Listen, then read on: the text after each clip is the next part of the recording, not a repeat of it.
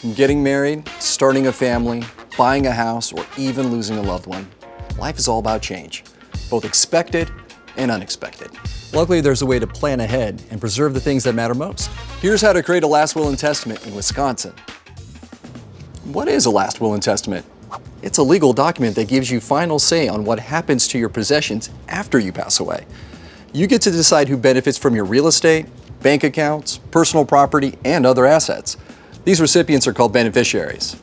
You can also name a guardian for your minor children and leave instructions for your funeral arrangements. So, when should you get a last will and testament? For adults, we recommend creating one sooner rather than later. There are two main ways to create a last will and testament.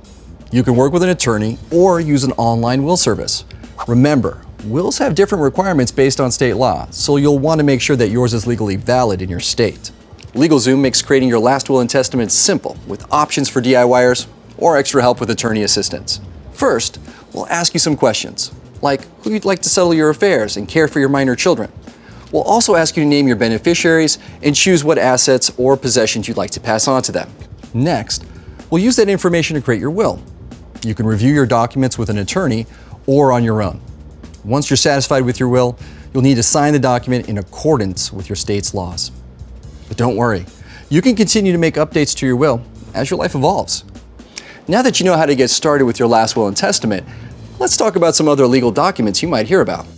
An estate plan lets your heirs, family members, and the world in some cases know how you want your property distributed upon your death. Now, there are two main mechanisms regarding that. The first is a will. The second one is a trust.